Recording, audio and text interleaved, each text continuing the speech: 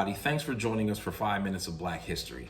We're glad that you chose to check in with us. We have a lot of great information to talk about today, but let's get started with the little known Black History fact.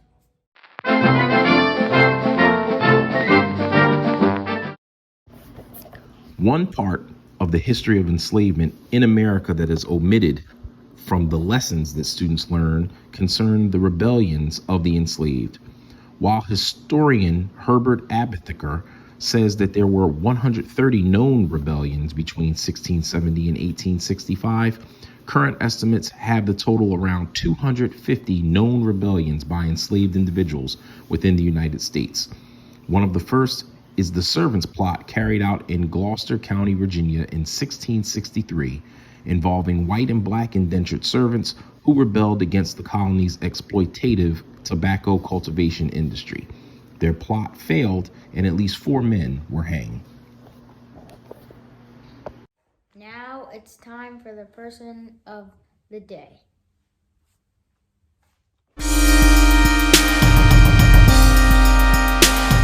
Today's person of the day is Ona Judge, the enslaved person who belonged to George Washington and his wife Martha Washington. Her job was to be in service to Martha Washington while in Philadelphia because George Washington was president.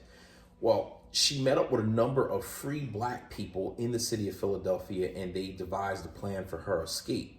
They took all of her things, the free blacks, and got them out the house so that way on the night when she was planning on escaping, she could just do so freely, and she did. The Washingtons were eating, and the other enslaved persons were there unbeknownst to what she was doing, and then she escaped, and she made her way to Portsmouth, New Hampshire. Ona Judge, today's person of the day. Now it is time for story time. Enjoy.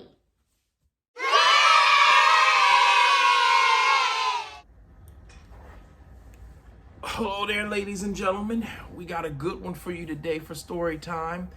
We're going to talk about a gentleman by the name of Robert Smalls who found freedom on a Confederate ship.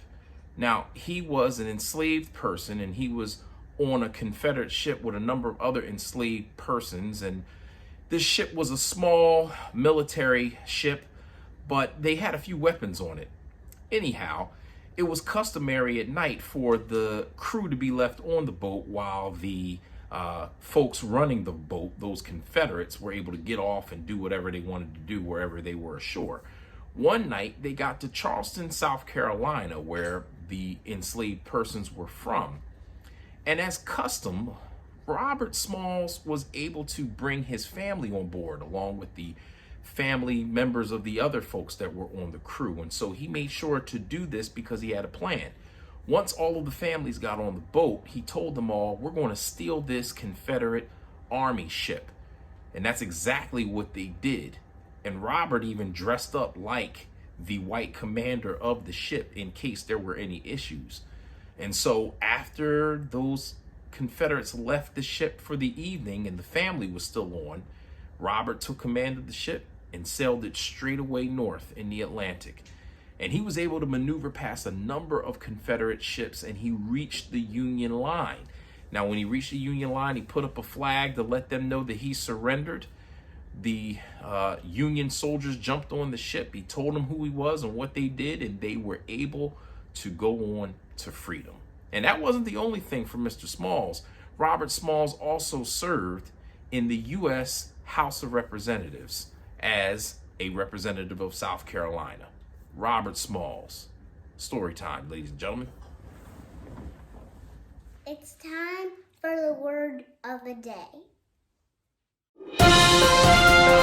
So today's word of the day is a word that you may have heard of if you grew up in an African American household and there was a grandmother or a great auntie around.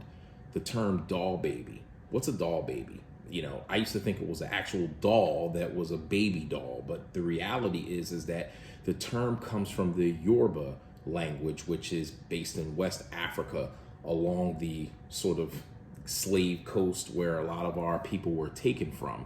And it actually means little child. So when we talk about words and phrases that come from Africa that we may not have, we actually do. Doll baby we were actually being called what we were, little children, but that came from the Yoruba tradition, Nigeria, Sierra Leone, the Gold Coast, Ghana. That, doll baby, an African word. Support black businesses. Support black businesses.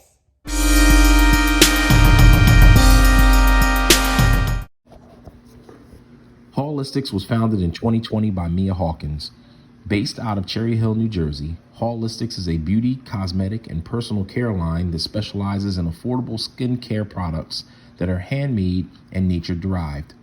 Whether it is pH balance sprays, foot scrubs, green tea lip balm, or even carpet deodorizer, Holistics has the premium skincare offerings to provide holistic care to the mind, body, and spirit. All products are 100% earth-based.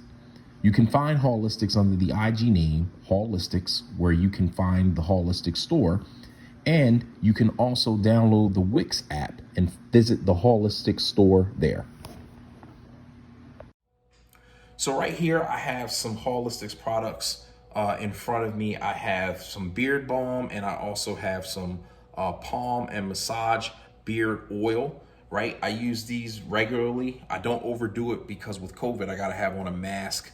So I don't wanna get it all over my mask, even though it smells good, but still I don't wanna waste it on my mask. I wanna put it on my beard. So, I use these every day. This is really good quality stuff. Again, support black business. You can find Holistics on IG. There's an IG shop for Holistics. And if you need to contact the company, you can do that right there. So again, support black businesses.